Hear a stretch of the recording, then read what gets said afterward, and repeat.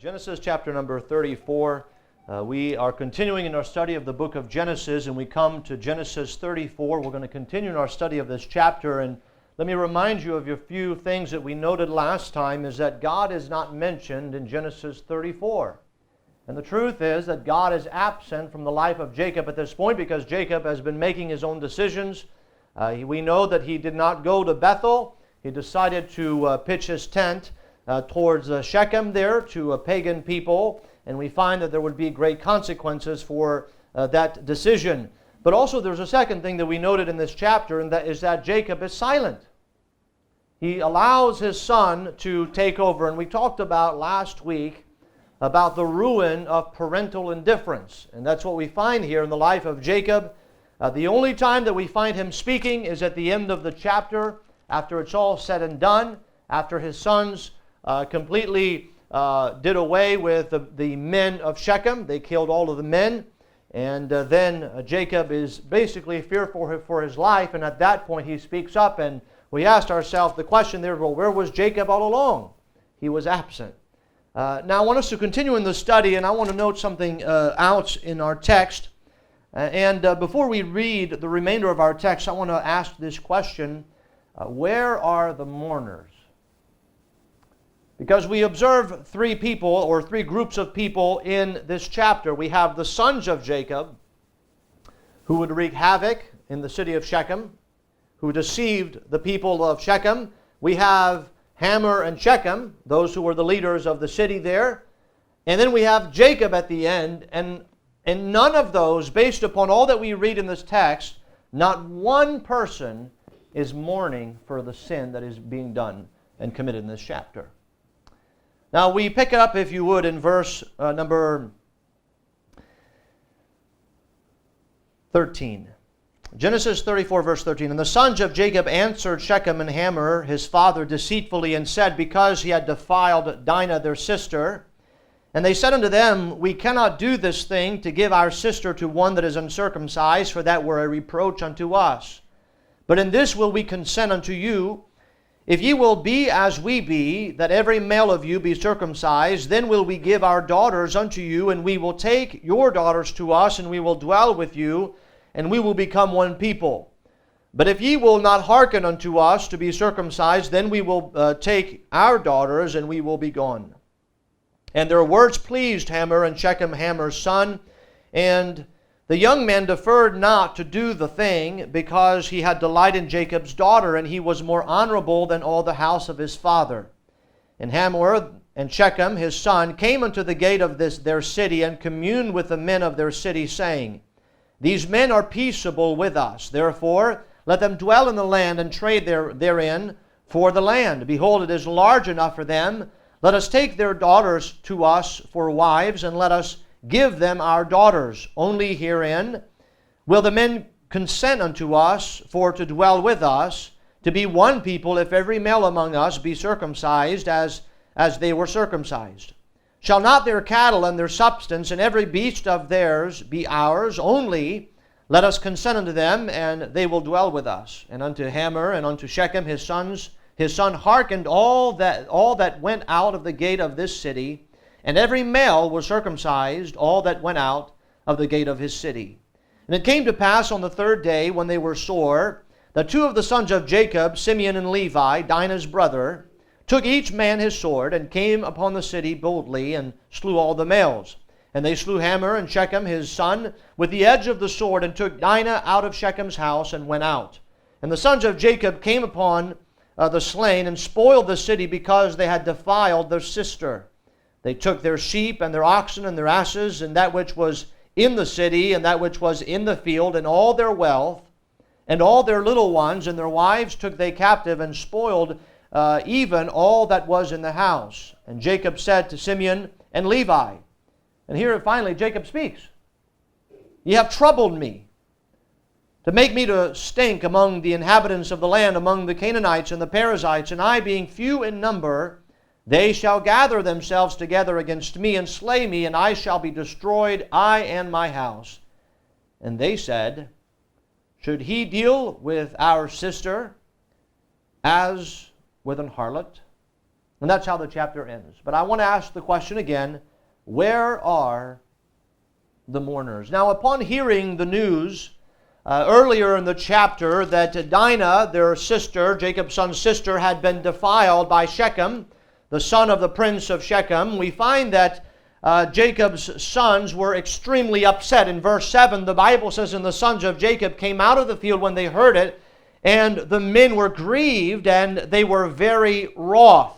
And so we find here that the sons of Jacob are visibly upset here. Later we find that the word grieved here speaks of an internal pain. Something happened within them when they heard that news. The word wroth here speaks of something that was burning within them. It means a kindling or an inflaming. And so we find that they were angry. Later, when Jacob in Genesis 49 would give the patriarchal blessing to all of his sons, he spoke of Simeon and Levi to what they did here in Genesis 34. And he says, "Your brethren, your instruments of cruelty, and in their habitations cursed be their anger, for it was fierce." And so we find here that we understand that the sons of Jacob are visibly angry. They're upset because of what has taken place. But the thing that we note here, their attack upon this sin, was not a campaign for holiness. It was a campaign for revenge. And there's a difference there. Because at no point in this chapter do you find the sons of Jacob mourning over this sin that took place. Nor do you find the inhabitants of Shechem mourning over this sin. Neither do you find Jacob mourning over this sin. And so we ask ourselves the question here, where are the mourners? Now remember, as we read last week, Shechem and his father sought to make a deal after this was done based upon the reaction of the house of Jacob. They come and they commune with Jacob, but we've noted already that Jacob was basically silent until his sons came, and his sons are the ones who primarily respond to Shechem and Hamor. And in verse 9 through 12, we find them offering to make a deal with Jacob and his house. The people of Shechem, they offered their own daughters. They say, "Hey, you allow us to have your daughters, we'll offer our daughters to you." They offered them to be accepted in the land. They offered them to share the land with them. They offered Jacob the opportunity to trade with them. They offered gain in possessions. They say, "We'll allow you to receive much possessions." They even offered Jacob any size dowry that he requested. In other words, at that time, when someone desired to, a man desired to marry a particular daughter, often a large gift would be brought to the father and offered as a dowry. And here Shechem and his father basically tell Jacob, "Anything you want, we'll give it to you." And so that is the deal that is formulated there as they want this exchange to be made. But consider what they did not do. They did not confess their wrongdoing. As a matter of fact, at no point in the chapter do you find them feeling bad or feeling guilty for the sin that was committed when Shechem defiled Dinah, Jacob's daughter. Neither did they release Dinah. As a matter of fact, during this whole chapter, after we find Levi and Simeon go and they kill all the men in Shechem, you find that they took Dinah back with her. That means that Dinah was there all along. Not only had they defiled her, they had kept her from her family. And so that is important as we consider now, and I would like to note three things, or really those three groups of people. The first one we observe is, first of all, the sons of Jacob retaliated. The sons of Jacob retaliated. And as we read in our text, we find from verse 13 down to verse number 18, the sons of Jacob, and the Bible tells us right off the bat that they were not intending to be truthful. They were intending to be deceptive in verse 13. "And the sons of Jacob answered Shechem and Hamor, his father," notice the Bible says, "deceitfully." So we see, as we mentioned previously, that it was Jacob's sons who were leading in this agreement. Their one requirement was that the men of Shechem be circumcised. But we notice several things about the sons of Jacob in this retaliation. First of all, we notice their deception. The sons of Jacob basically went back and forth with the people of Shechem, Hamor and his son, and they basically were deceptive. The sons of Jacob had no intention of giving their sister freely to Shechem. Their answer was deceitful. They had an ulterior motive in their conversation. What the sons of Jacob had in mind was not a marriage, was a massacre. That's what they had in mind. They were concerned, notice, not with grieving over sin and seeking to make restitution over this sin. What they had in mind was, how can we get back at them? So we see the deception. We also see the instruction that they give in verse 14 through 16.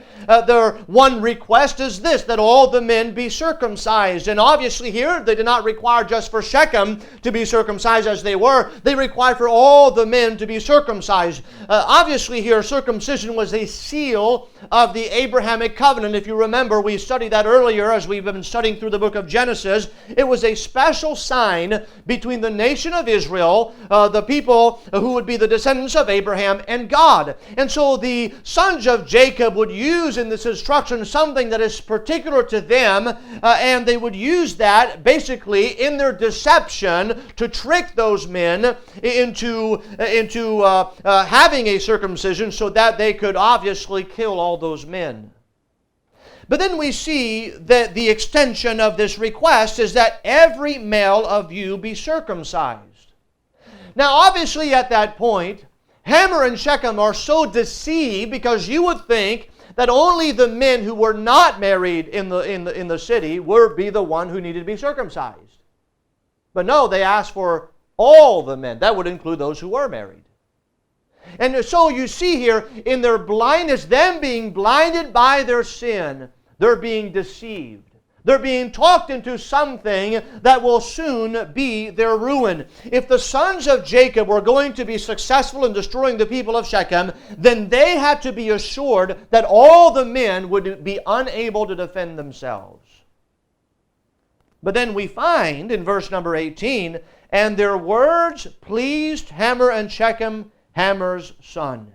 And so we find here that Hamor and Shechem were both completely deceived. Their sin deceived them. They were rejoicing in that which was going to slay them. And not only that, you would find that it is because of them being completely deceived that they are going to basically put all the men of their city to death. And so I want us to look at this first group. The first group is the sons of Jacob. They retaliated. You find no concern, no brokenness over their sin. The only thing you find in these young men is a desire to retaliate. But then we look at the second group, and that is the wicked rejoice. So here, Hamor and Shechem think, hey, we made a good deal. As a matter of fact, they go back to their people and they lay out the case, and they say how great this is going to be for all of them. And in verse 19, notice, and the young man deferred not to the thing, that means Shechem, because he had delight in Jacob's daughter, and he was more honorable than all the house of his father. And Hamor and Shechem, his sons, came unto the gate of their city. And we know that at that time, the gate of the city would be the place where announcements would be made, basically debates would take place. And so they come to the gate of the city and they commune with the men of their city, and this is what they say. And notice here, Jacob and his sons are not present, but here they have to kind of appeal to the men of Shechem to try to talk them into doing this. And so notice those words. These men are peaceable with us. Now that is the first deception, right? You'd find that actually they were not peaceable with them. Therefore let them dwell in the land and trade therein. For the land, behold, it is large enough for them. Let us take their daughters to us for wives, and let us give them our daughters. Only herein will the men consent unto us for to dwell with us, to be one people, if every male among us be circumcised as they are circumcised. So that's the bad news. But here, let's try to throw back some, if you would, another bait. Verse 33, shall not their cattle and their substance and every beast of theirs be ours? Only let us consent unto them, and they will dwell with us. And so basically, they have to throw something out there to try to deceive those men. You see, they're so consumed with their sin.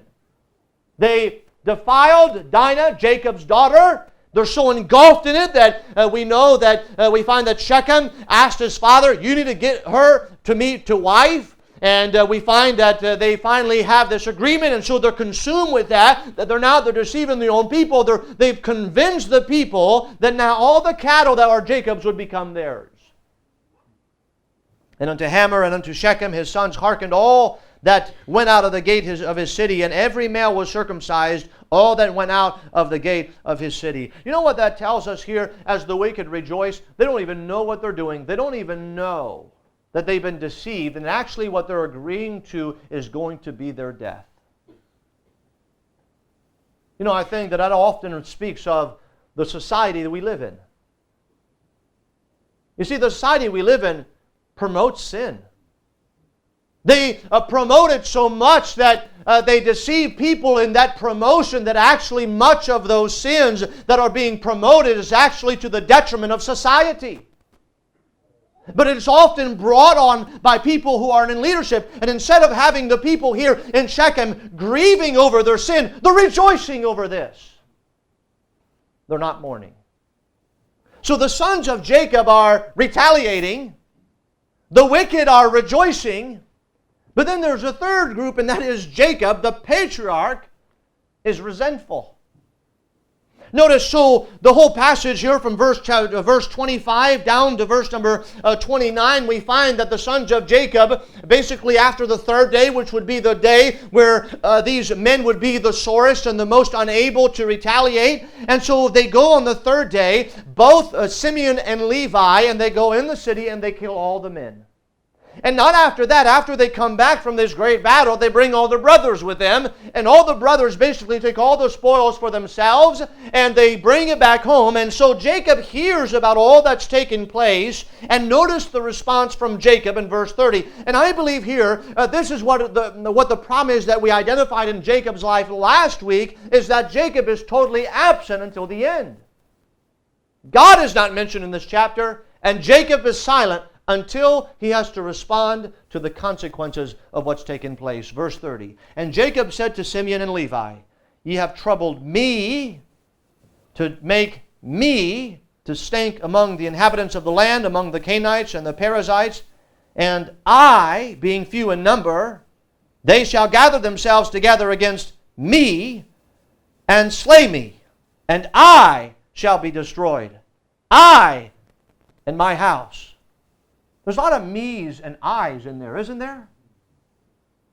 And I want to say to Jacob, at no point do we find Jacob grieving over sin. Even at the end of all this, he's resentful about the whole thing. He's not mourning over the sin.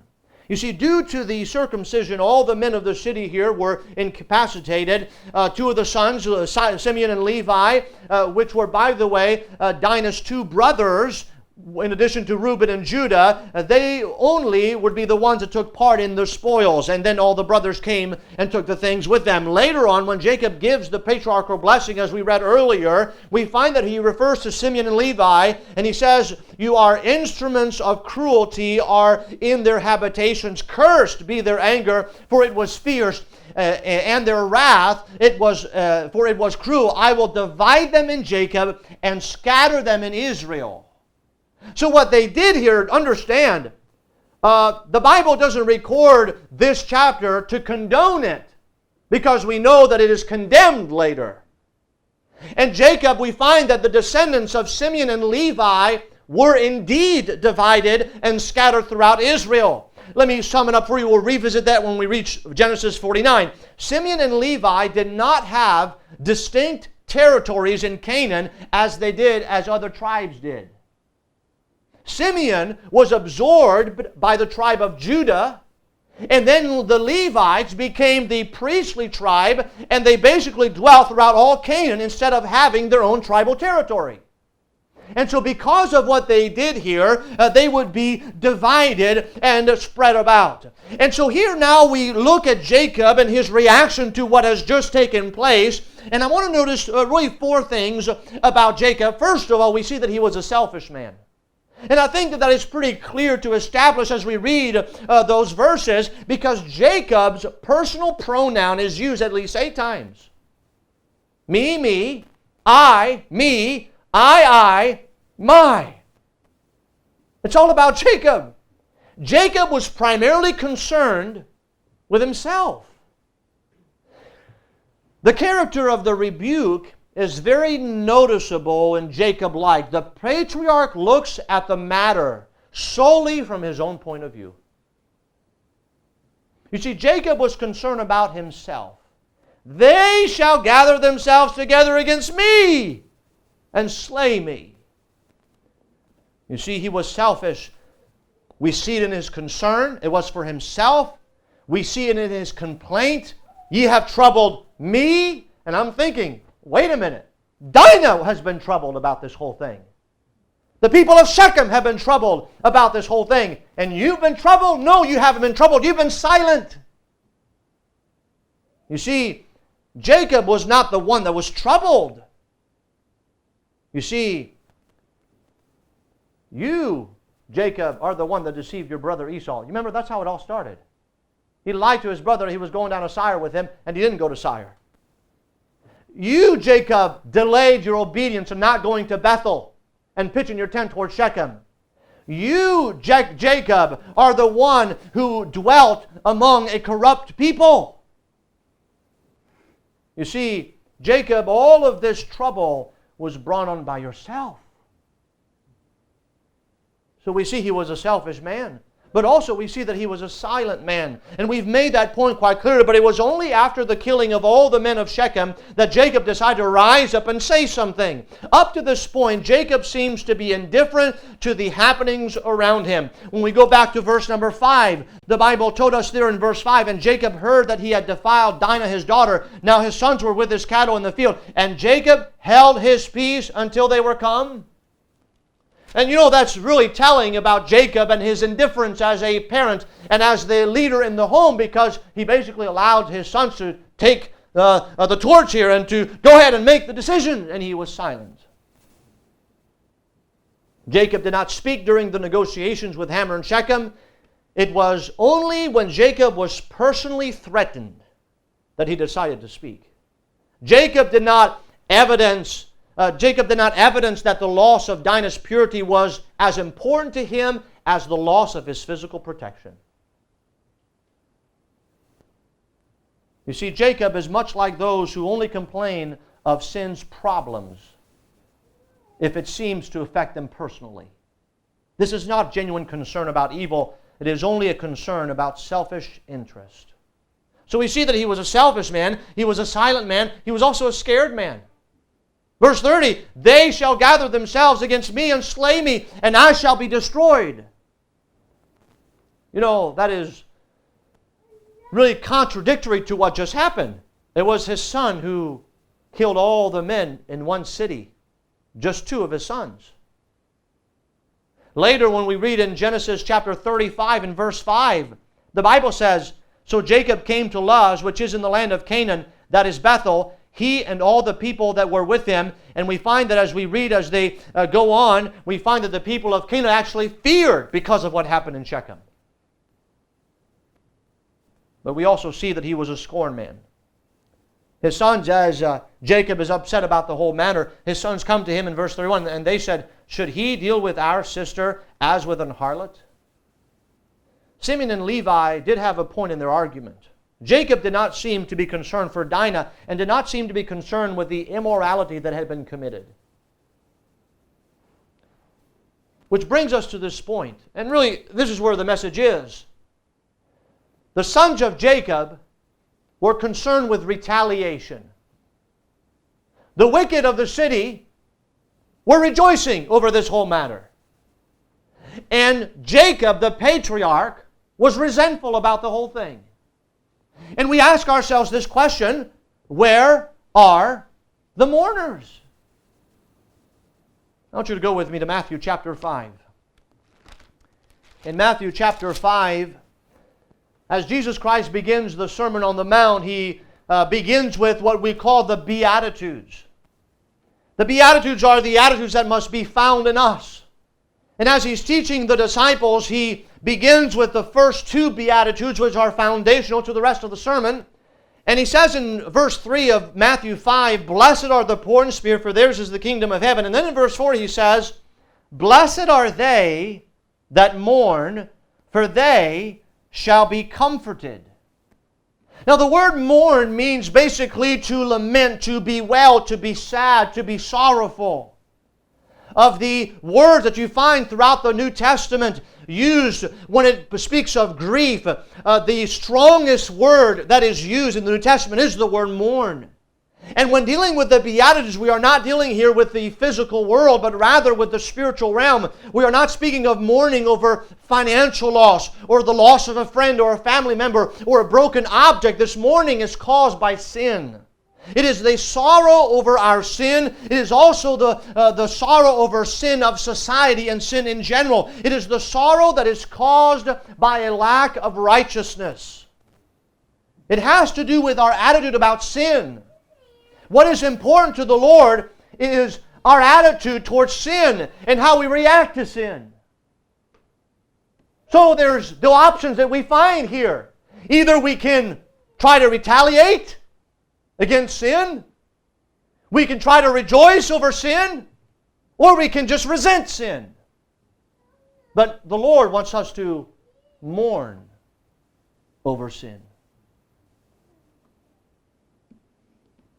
Isaiah chapter 57, Isaiah speaks in verse 15. He says, "For thus saith the high and lofty one that inhabiteth eternity, whose name is holy. I dwell in the high and holy place, with him also that is of the contrite and humble spirit, to revive the spirit of the humble, and to revive the heart of the contrite ones. For I will not contend forever, neither will I be always wroth. For the spirit should fail before me, and the souls which I have made.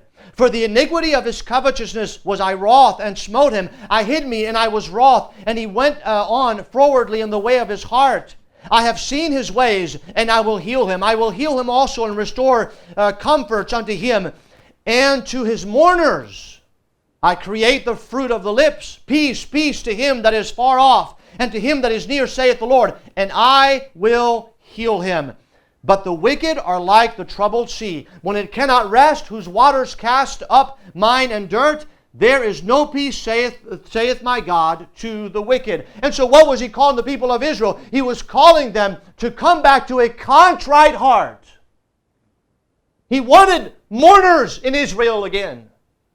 He wanted people to be broken over sin, their own sin and the sin of those around him. That's what he wanted of them. Jesus Christ was also a man of sorrow. Isaiah 53:3 tells us he was a man of sorrow and acquainted with grief. Our Lord Jesus Christ had no sin, but he did mourn for the sins of men.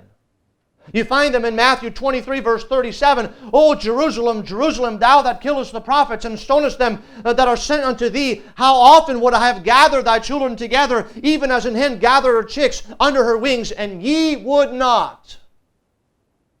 You see, we are not speaking just about mourning over our own sin. We are also over the sin which is prevalent in our society.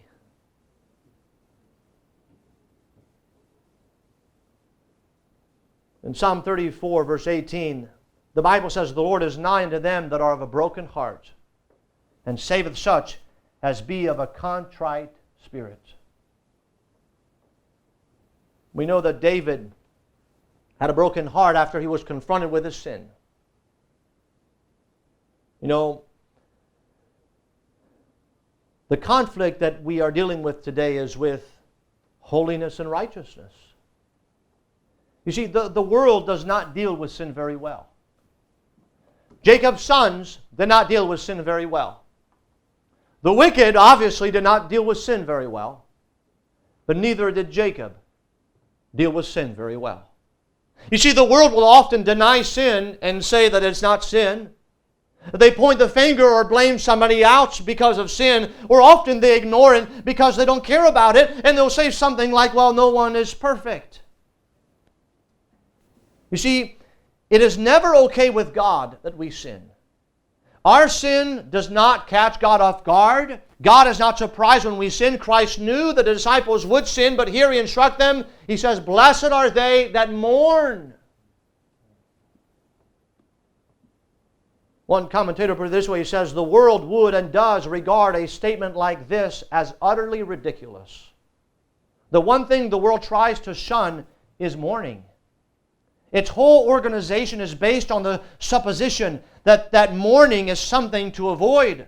The philosophy of the world is forget your troubles, turn your back upon them, do everything you can not to face them. Things are bad enough as they are without you going to look for troubles. Says the world, therefore be as happy as you can." The whole organization of life, the pleasure mania, the money, the energy and enthusiasm that are expended in entertaining people are all just an expression of the great I am of the world, to get away from the idea of mourning and having the spirit of mourning. You see, we must keep a clear view of God. The reason why we do not see sin as we ought is because we have a pathetic and an unbiblical view of God. The greater our view of God is, the more devastating the view of sin in our lives will become. When our view of God changes, then our view of sin changes. And then how we deal with sin changes. Isaiah in Isaiah 6 had a clear vision of God. And what did he say? As he saw God high and lifted up, he said, "Holy, holy, holy." What did he say? He says, "I am a man of unclean lips, and I dwell in the midst of a people of unclean lips." You see, Isaiah did not retaliate to sin. He did not rejoice in sin. He did not resent sin. He mourned over sin. And the people of God must have the same spirit within them. You see, the world knows nothing about what it means to mourn. But the Bible also tells us in this beatitude, Jesus Christ says, "Blessed are they that mourn, for they shall be comforted." Levi and Simeon would have a curse upon them because of what they did. Because they retaliated instead of mourning over sin. The people of Shechem were destroyed because they rejoiced and they didn't mourn over sin. And Jacob became fearful because he resented sin and didn't mourn over sin. You see, without mourning, there is no comfort. The people who are going to be comforted are the people who mourn. The emphatic Greek noun, otoi, means they alone there. Blessed are they that mourn, and those only that mourn. They only shall be comforted. It is only those who mourn who need to be comforted. It is only they who ever get to know what it means to be comforted. Psalm 30 verse 5 says, "Weeping may endure for a night, but joy cometh in the morning." Psalm 126:5 says, "They that sow in tears shall reap in joy." 2 Corinthians 6:10 says, "As sorrowful, yet always rejoicing." You see, the world says, those don't go together. You can't be sorrowful and then rejoice. But Jesus Christ says, yes. "Blessed are they that mourn, for they shall be comforted. Those that sorrow, they are the ones that shall rejoice." And so we go back to Genesis 34 and we ask this question, where are the mourners?